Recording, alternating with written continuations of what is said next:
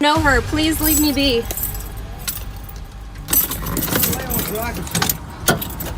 Was telling me to come out and prove that I wasn't her. Who is it? Who is it? Hola, ¿necesitas ayuda? Hay un pantalón de mujer aquí tirado.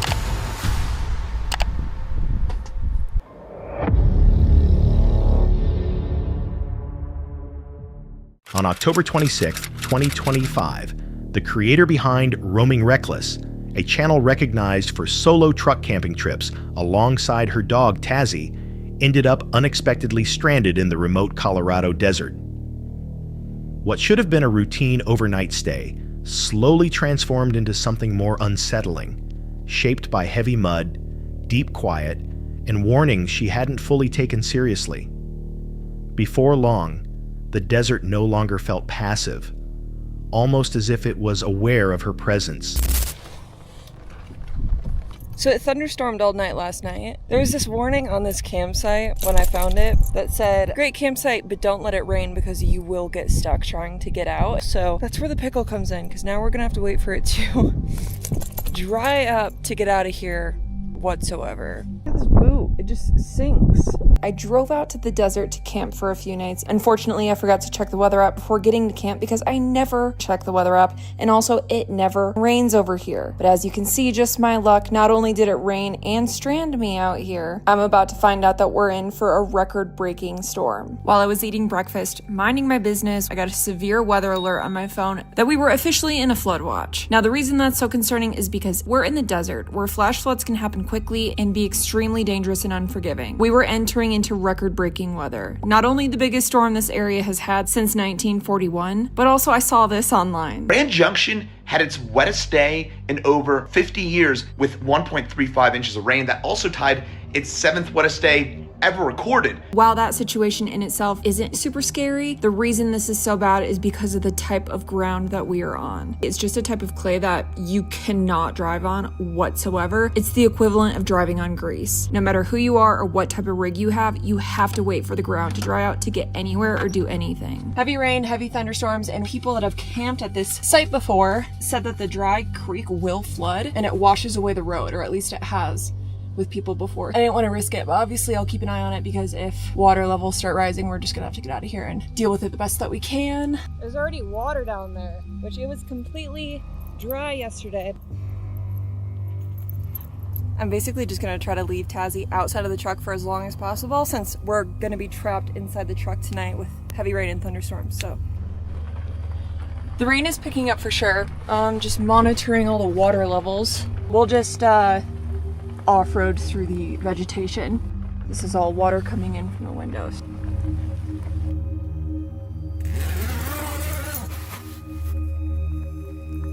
Honestly, I think we're getting pretty lucky. Like, the rain isn't super heavy, so we might be all right.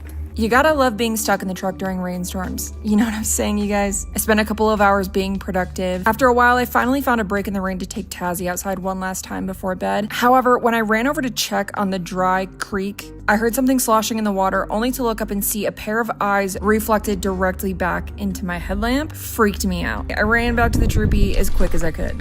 That was freaky.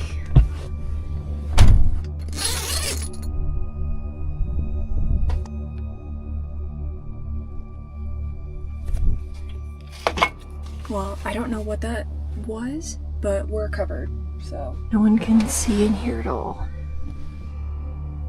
Looks like it's gonna be raining all night and through the morning, so, and we're still on flood watch.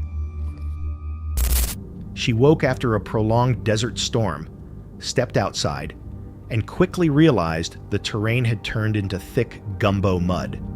Her Land Cruiser sank just enough to make it clear she wasn't leaving anytime soon.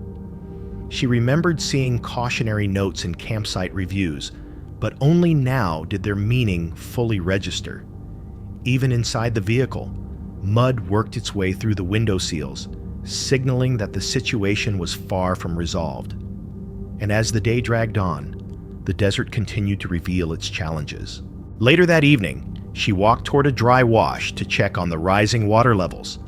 The only noise came from faint movement beneath her headlamp, until a pair of eyes suddenly reflected back from the darkness.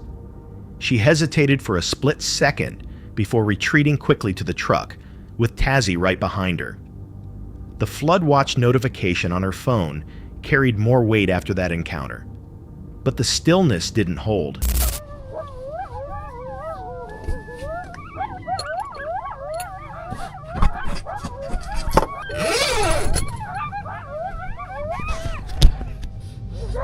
Easy.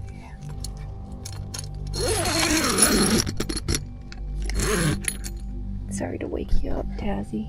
Coyotes out there or something.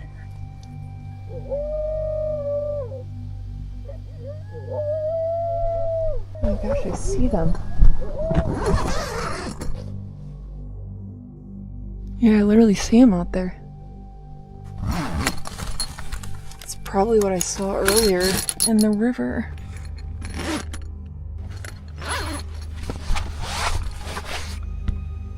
Oh wow. Look at the river. It's so much bigger back there. Holy cow. That is crazy.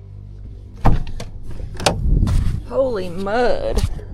Come on, Tazzy, let's go. From what the forecast showed at this point, I thought we were pretty much in the clear. No more rain incoming, and while we were still under flood watch for at least another day, I was confident that if the water wasn't a threat by now, besides waiting another couple of days for the ground to dry up so we could get the heck out of here. But unfortunately, the worst was yet to come. In fact, after a couple hours in the truck, we got some blue skies and the sun even came out.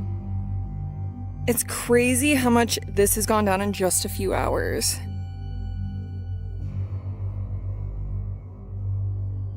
Good for us, because if it keeps up, then we should be able to get out of here by tomorrow. Those reviews online just freaked me out, so I'm like trying to be overly cautious. Well, even though the weather was kind of all over the place, honestly, it was not as bad as it was forecasted, which is good for us. It's definitely a good thing I had a chance to kind of like test all my systems, you know? Anyways, wish me luck that I can sleep well. Hopefully the coyotes don't wake us up in the middle of the night again. I just got woken up by a severe weather alert that says severe thunderstorms coming in with wind gusts, and there's a lot of big hail and severe thunderstorms. It says possible threat to life or property. Gusty winds could knock down tree limbs and blow around unsecured objects. Hail damage possible. Take action within the next hour. Okay. Jeez. Please.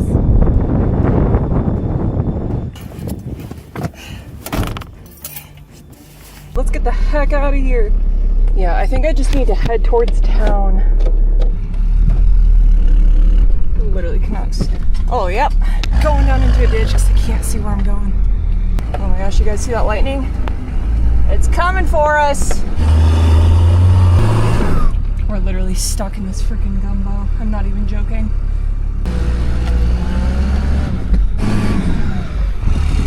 Are you kidding me? I think I'm literally stuck. At first light, Tazzy's sharp barking snapped her awake.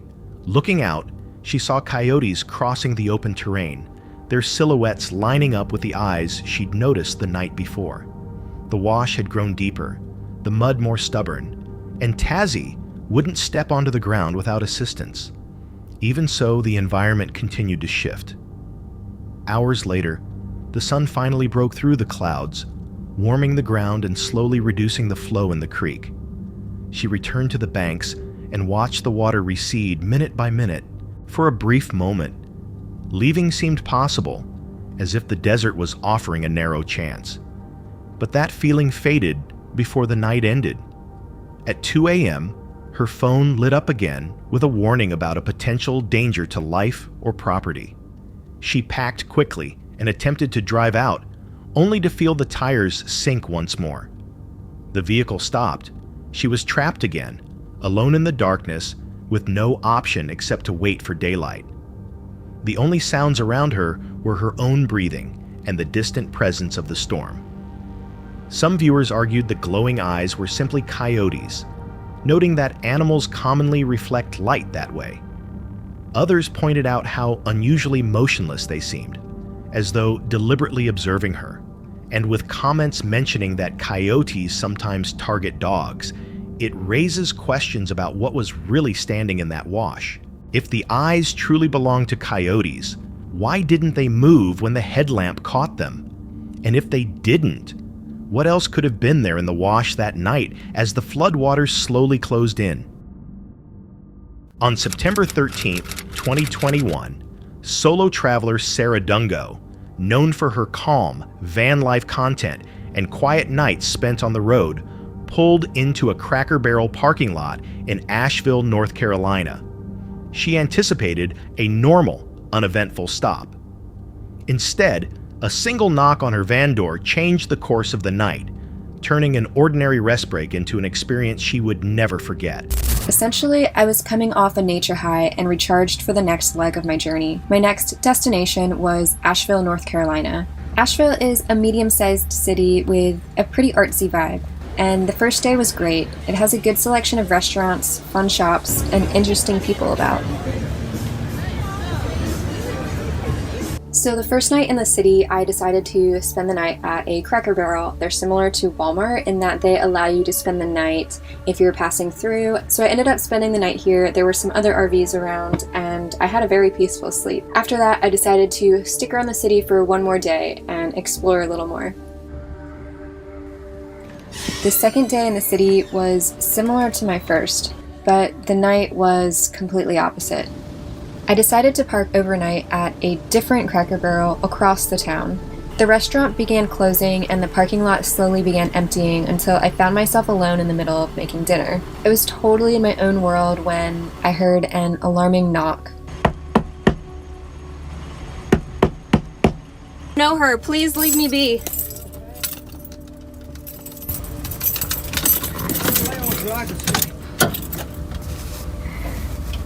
Fuck your camera, man. You know that?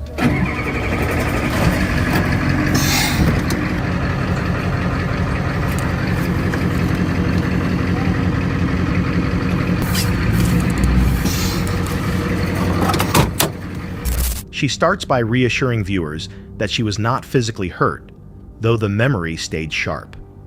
The evening began routinely, hours of driving behind her, a still parking lot, and the comfort of familiar habits.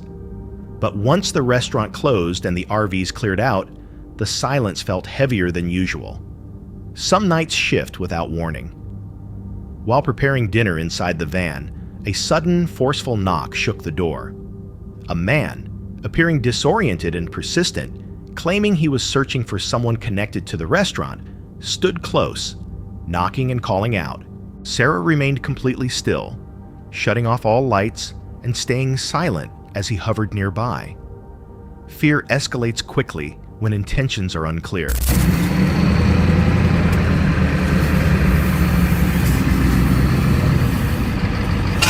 Oh my gosh, what just happened?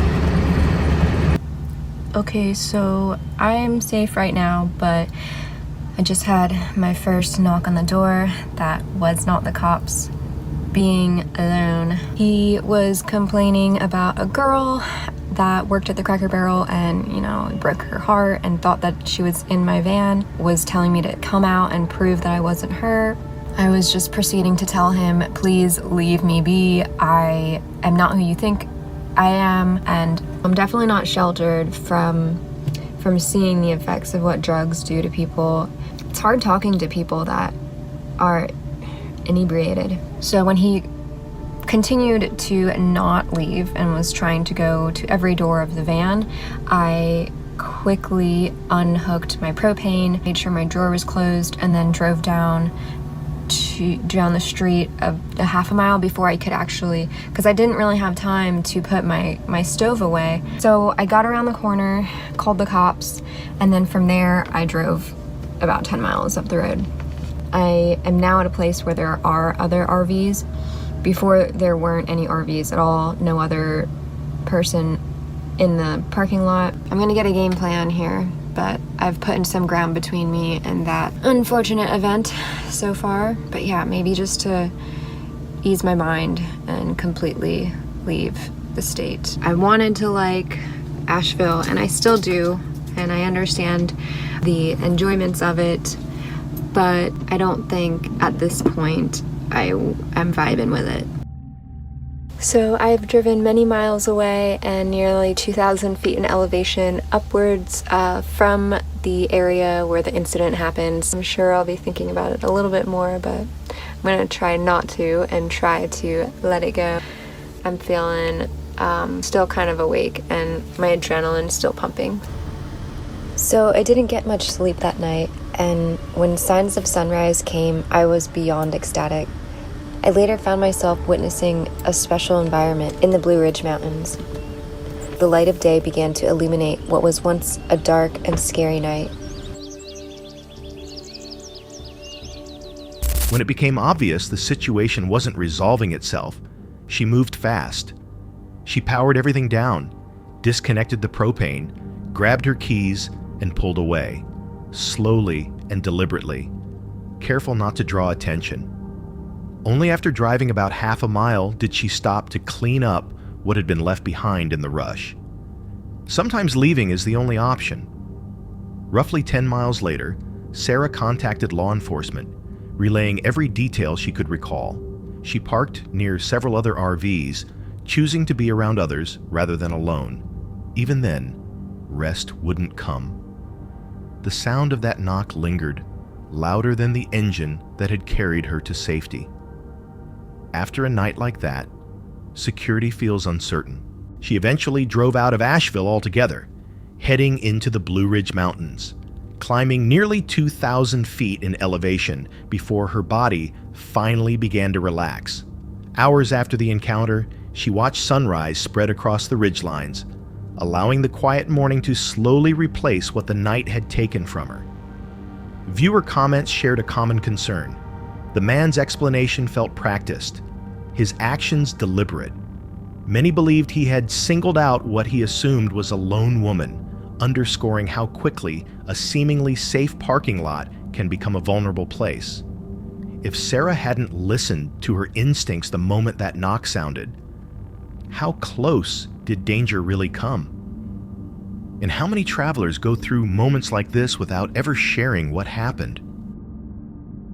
On September 26, 2025, the creator behind Jose Flores Terror entered one of the most frequently discussed forests associated with unexplained screams and recent disappearances. His channel is known for recording authentic nighttime investigations in locations believed to be cursed, and on this occasion, he went in alone. Walking along a dry footpath, locals consistently warn against using. Está apenas cayendo la noche, me encuentro completamente solo en este lugar. Hay muchas historias en este lugar, hay muchas experiencias paranormales. Las personas dicen que algo habita este bosque, que es bastante común escuchar voces de niños. Y ahorita estoy aquí en la entrada principal de este lugar. Han perdido varias personas que no han encontrado el camino de vuelta para salir de esta zona. Inclusive hace muy poco la policía tuvo que venir a este lugar, por más que inclusive trajeron perros para poder hacer la búsqueda dentro del bosque, no lograron encontrar a aquella persona. Voy a caminar por aquí hacia lo profundo del bosque. Estoy solo completamente, no está nadie conmigo. Lo peculiar y lo extraño de este lugar es que las personas comienzan a escuchar gritos que provienen directamente de lo profundo del bosque, a lo cual, como les digo, llaman a la policía para intentar buscar, pero al momento de que vienen a revisar se dan cuenta de que no hay absolutamente nadie. Entonces la gente dice que todas estas voces son las que hacen que las personas se pierdan, porque ingresan en el bosque y comienzan a caminar y caminar sin darse cuenta de que pues ya se perdieron y no logran encontrar el camino de vuelta. Si se llega a escuchar de repente aquellas voces, simplemente lo que me recomendaron y lo que me dijeron que hiciera es no hacer caso a aquellos gritos, aquellos lamentos que se escuchan dentro de este lugar, que es la única manera de que no te pierdas en el bosque, pues simplemente no son reales. Aquí estoy ya avanzando a otra zona. Ok, se acaban de escuchar pasos atrás de mí. De repente como si viniera algo atrás de mí, porque se siente como una presencia atrás. Y pues la verdad, de momento parece ser que solamente se escuchan como pequeños pasos detrás de mí. como si crujieran las ramas de repente, como si anduviera algo caminando cerca de mí, pero no sé si sea algún animal, pero se escucha grande porque truenan las ramas como fuerte. Entonces acabo de llegar a una zona en donde hay como mucha basura tirada y aquí estoy viendo más veladoras de la muerte, pero aquí empieza a ver como, miren, acá hay más veladoras. Esta de aquí es otra, es una veladora. Toda la zona, todo el suelo está lleno de veladoras. Hay algunas prendas de ropa también tiradas en el suelo, mucha basura. Si se alcanza a ver por ahí, miren, déjenme ver si puedo sacarla. Aquí, esa de ahí, es una cinta de precaución. Esta cinta de precaución las colocan cuando sucede algo acá, cuando acordonan toda la zona para buscar a alguien o que haya sucedido algo malo acá. Esas cintas de precaución. Se están escuchando voces. Hoy.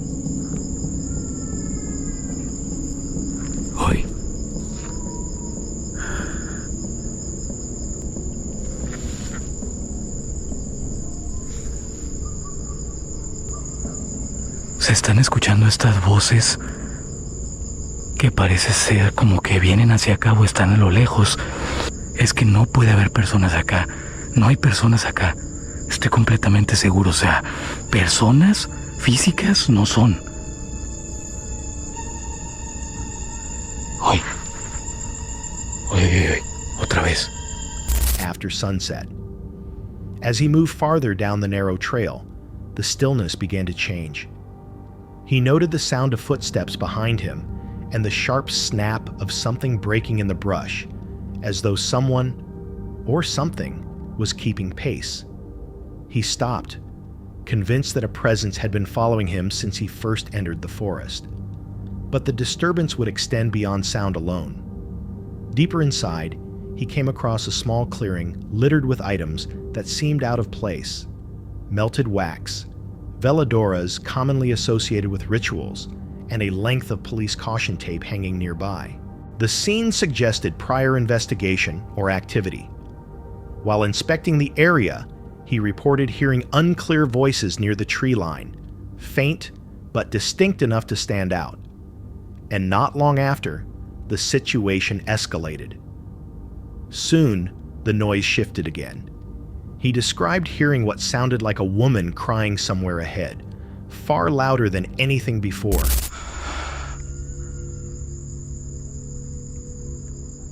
No sé qué horas sean, ni sé cuánto he avanzado. Lo único que sé es que vengo de allá. Entonces tengo que seguir este camino, porque ya ni siquiera sé cuánto me ha adentrado hacia el bosque, pero estoy tratando de seguir como una línea recta y en algunas partes dejo como que algunas cosas como colgadas en los árboles o en el suelo para ubicarme y poder pues saber dónde está el camino de vuelta, porque esas voces que se escuchan para atrás, no sé si está ingresando alguien al bosque conmigo, pero se escucha esas voces y son voces de persona. O sea, se escucha súper claro, como si alguien estuviera hablando.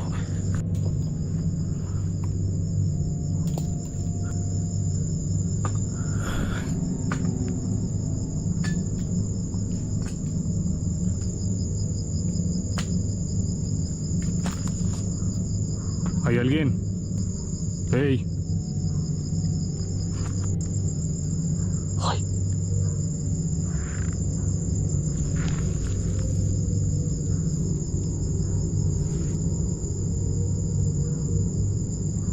Se está escuchando una mujer, no se escucha claramente lo que dice. No sé si está diciendo ayuda o no sé qué está diciendo, pero es una mujer. Hoy.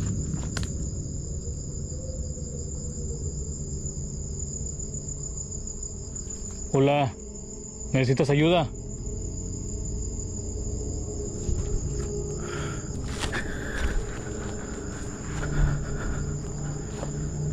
Se están escuchando muchos ruidos. Ese lamento que se acaba de escuchar atrás de mí, como una mujer llorando.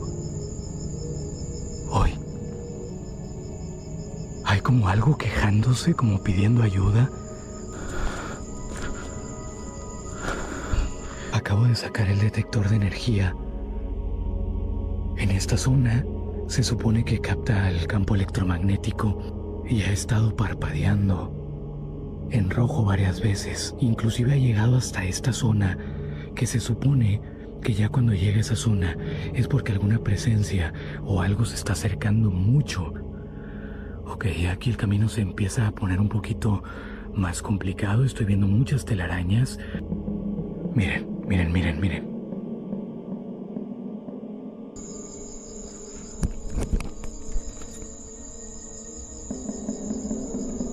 Uy.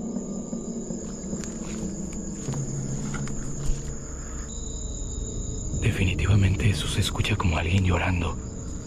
No sé si sea una mujer o un niño. Hay un pantalón de mujer aquí tirado que ya se ve antiguo, o sea, como si ya tuviera tiempo en este lugar. No sé de quién habrá sido este pantalón, pero qué coincidencia, ¿no? Que me haya encontrado esto y lo que se está escuchando es como un lamento de una mujer. Hay otro guarachequi de mujer también.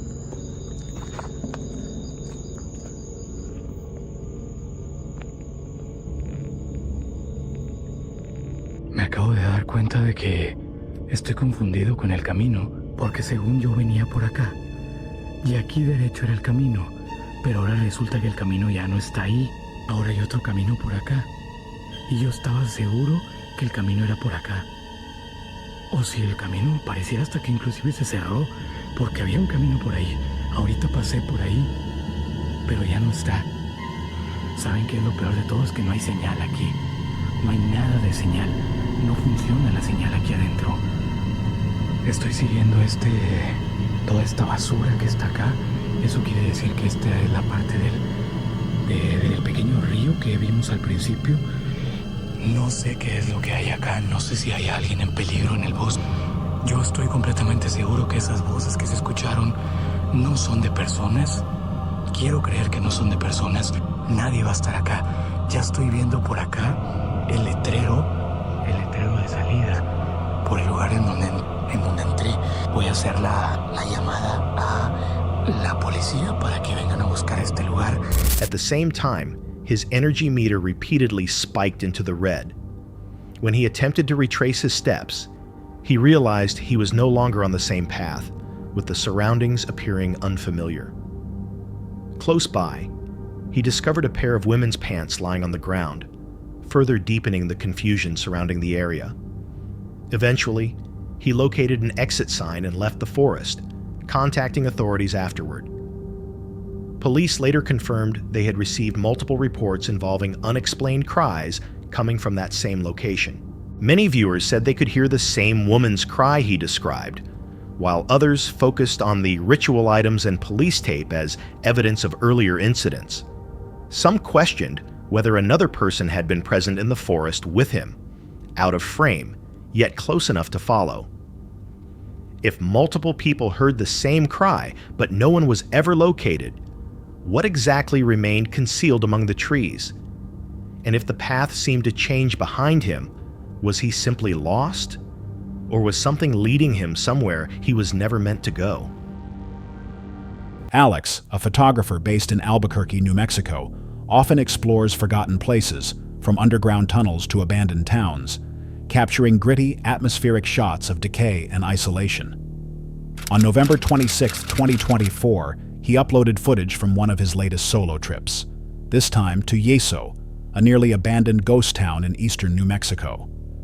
Like many of his adventures, the day was spent walking through empty streets, capturing images of crumbling structures, and appreciating the eerie silence of a place long forgotten. For Alex, solitude was part of the appeal. As the sun dipped below the horizon, he decided to park his camper van in the middle of town. Deserted, so there's no one around. Some houses located on the outline area, on the outskirts of this town, maybe like 4 or 5. But other than that, I'm pretty much surrounded by, the heater came by and scared the hell out of me. Surrounded by just houses that are a ghost town. So let me show you. I'm having some pozole that I warmed up on the stove. And then give you a little bit of a tour, have all the lights on, have all the windows closed, including there's a curtain for the front that closes. This is the restroom here and the shower. And then, like I said, I have the windows closed. That's all the windows are closed. Far from any main road, far from anyone. Or so he thought. After cooking a quiet dinner and giving a brief tour of his van setup, Alex settled in for the night. With all the windows covered and the interior warmly lit, it felt safe, even peaceful. The remoteness brought comfort in its own way. After all, what were the odds of someone stumbling upon a van in a town with no residents? So anyways, I'm going to sign off, and we'll see you on the next one. Okay? Bye. Okay, guys. Something woke me up. I heard, I think, sounded like footsteps. I'm not sure if that's what woke me up. I put on my pants and my shoes just for in case. I was asleep. I got all my windows closed. I got this light here, but I don't know if they can see it. But I suddenly heard footsteps. Something woke me up. I'm not sure what it was. Oh, fuck. Just for in case. Oh, shit, I heard the footsteps again. Looks like they went to the back. What the fuck? Okay, somebody's definitely outside. I don't think I'm gonna stay here. Honestly, I end up shooting somebody. Fuck. Who is it? Who is it? Who is it? There's somebody inside. Son of a bitch. I don't even know if I wanna go outside. Who is it? Fuck it. Fuck it. I'm coming outside, man. Sometime after falling asleep, he woke suddenly. A noise, something that sounded like footsteps, had stirred him from his rest. Not entirely sure what he'd heard, he got up and listened closely. Then he heard it again. The sound circled around the van. Soft, deliberate movement. Someone, or something, was outside. But that comfort didn't last. He stayed still, listening. Then came a knock, and then another. Whoever was outside wasn't announcing themselves. They weren't speaking, just walking, knocking, waiting. Just so you know, I'm armed. I'm opening the door. Who's there? I don't see anybody.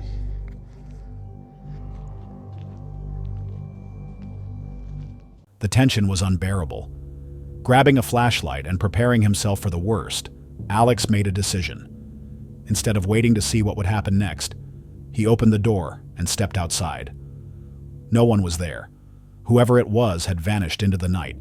Rattled and completely on edge, he didn't waste time. Within minutes, Alex packed up, started the van, and drove off, heading towards somewhere with lights, noise, and maybe even people. He never found out who was outside that night. It could have been someone passing through, a drifter who noticed his van and decided to investigate. Or maybe a prankster, someone watching from the shadows to scare a lone camper. But there's also the unsettling possibility that it wasn't a person at all. When you're that far off grid, even normal things can feel supernatural. But unexplained knocking, footsteps, and complete silence after confrontation? That raises more questions than it answers. What would have happened if he hadn't woken up? Or if he hadn't spoken up and mentioned being armed? Do you think it was just a curious stranger? Or something more disturbing hidden in the dark? Let us know what you believe. Because in ghost towns like Yeso, the silence might not mean you're alone. This unsettling clip was uploaded on March 16th, 2022 by the YouTube channel Bigfoot Testimony.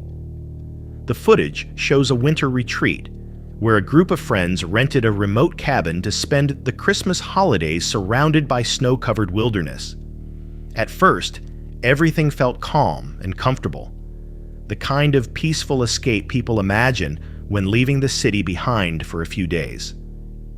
But that calm didn't last. Fucking hell. Oh, okay. It's not an animal, is it?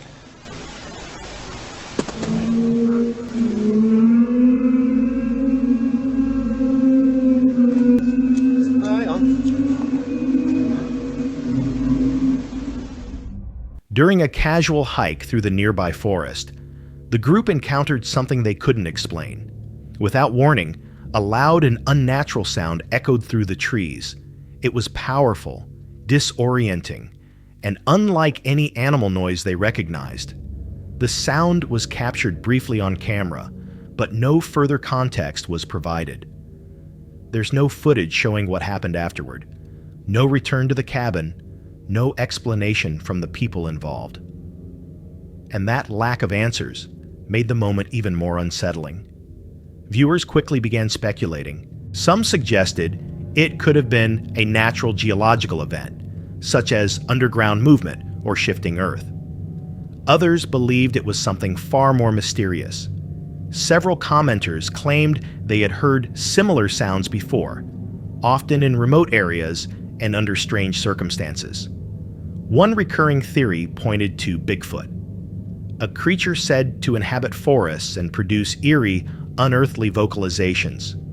Still, with no visible source and no additional evidence, there's no way to know for sure. So what do you think caused the sound? Was it an unexplained natural phenomenon? A cryptid just out of frame? Or something even more chilling? Share your thoughts in the comments, because in places like this, sometimes the scariest thing isn't what you see. It's what you hear. Ben, the creator behind 401 Files, is known for investigating the strange and unexplained, from eerie occurrences to ancient folklore. His passion for solo camping and wilderness exploration often brings him to places where mystery and reality seem to overlap. On September 27, 2023, Ben set out once again with his dog Lily, traveling to North York Moors National Park in England. The area has long carried a reputation for unexplained sightings, including shadowy figures, strange lights, and sounds with no clear source. For Ben, that reputation made it an ideal location, especially after nightfall. You know, as with a lot of the places that I explore, throughout the day it's a beautiful location. There's not really much here now that is giving me the heebie-jeebies. Like, there's nothing here giving me a bad vibe. The hair isn't standing up on the back of my neck for any reason. It's just genuinely a beautiful location. But as we all know here on the channel, these locations, these hotspots for strange phenomena, take on a different character altogether after nightfall. Now, I'm not suggesting that things can't happen and people can't have experiences here throughout the day, because they can. And in fact, most of the things that come from this area, most of the report, do happen throughout the day. But I just feel like exploring and investigating in any location after nightfall makes the task that much easier, because it eliminates straight away a lot of human and man-made things that we might hear or see. After nightfall in this location, there should be really no real reason for anybody to be here other than me. During daylight hours, the area felt normal. The landscape was wide, quiet, and scenic, with no immediate sense of danger, just the stillness that comes with remote terrain. As evening approached, Ben prepared for the real purpose of his trip, a nighttime investigation near the ruins of an ancient Roman fort. Once part of a military outpost more than 2,000 years ago, the site has long been associated with reports of shadow figures, whispered voices, and an uneasy feeling of being watched. He set up camp nearby and walked toward the ruins before darkness fully settled. His goal was straightforward: to observe whether anything unusual would occur in a place once filled with life, now abandoned and silent. That's when something unexpected happened. It's just there's so many coincidences happen after that. I keep looking in, I keep checking in with Lily just to make sure that she's not picking up on anything, and right now she doesn't seem like she's alert. She's alert.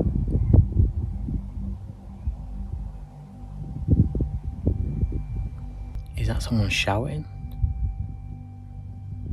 What the hell is that?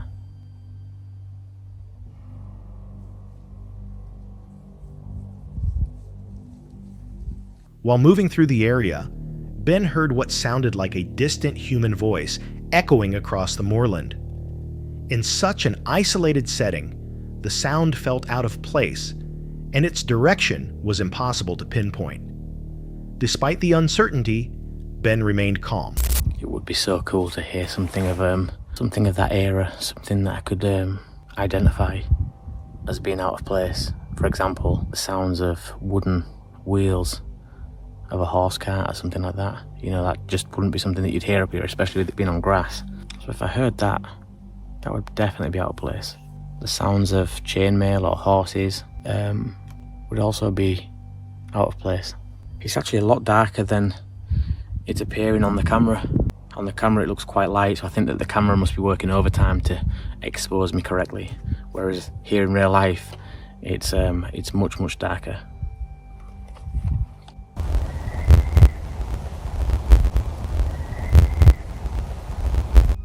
It's crazy to think that I'm near. He began a quiet EVP-style session, asking questions into the darkness and listening for any response. He directed his attention toward whatever presence might still linger there, but nothing clearly answered. If there is any Roman soldiers that were stationed in this barracks, that served here for any length of time, that wishes to communicate, please step close to the device held in my hand. If that was you that stepped close to the device in my hand, could you please do this again?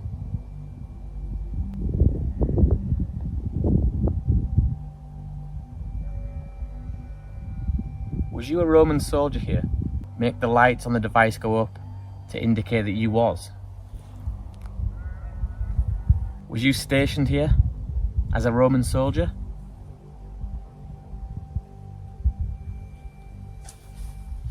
As night deepened, he watched Lily closely. She remained alert but calm, listening without showing fear, which helped steady him. With no further activity and temperatures dropping, Ben eventually returned to camp. The voice he'd heard earlier stayed with him. It could have been anything: wind, wildlife, or a distant hiker just beyond view. But given the isolation and the history of the location, explanations remain uncertain. Some believe places shaped by intense human history leave residual impressions behind. Others suggest lingering energy replaying fragments of the past. Or perhaps it wasn't human at all. Was it coincidence? A trick of sound carried across the moor? Or did Ben briefly cross paths with something far older and far less human? Share your thoughts, because in places like this, silence doesn't always mean you're alone. That's it for tonight. Which moment creeped you out the most? Drop it in the comments. Have your own story? Share it with us, and stay tuned. The next one is even darker.